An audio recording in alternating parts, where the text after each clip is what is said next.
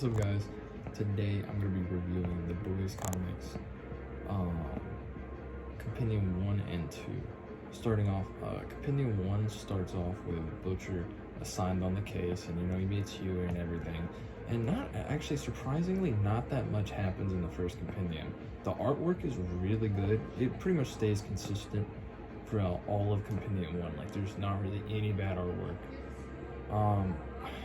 Not that much happens, honestly, though.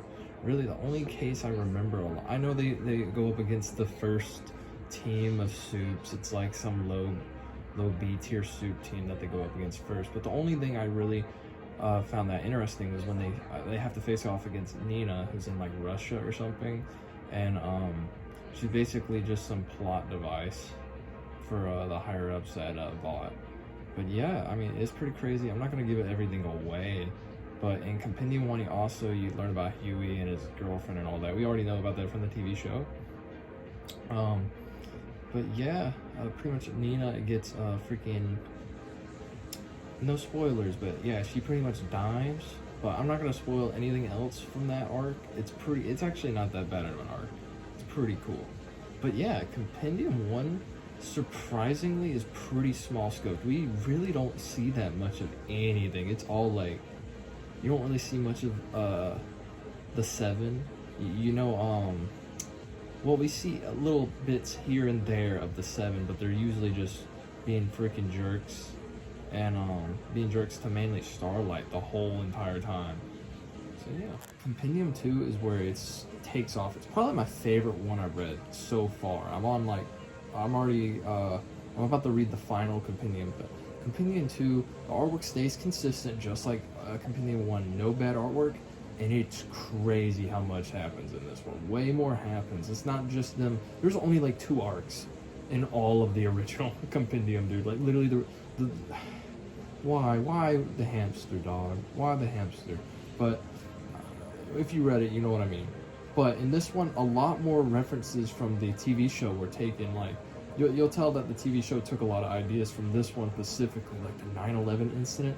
Apparently, instead of hitting the Twin Towers, they hit the freaking bridge, which is pretty crazy. See more of that in Compendium 3. And I love this encounter with Butcher and Homelander. Just the fact that his dog pees on Homelander. Like this scene right here, especially. This was like my favorite chapter in all of it.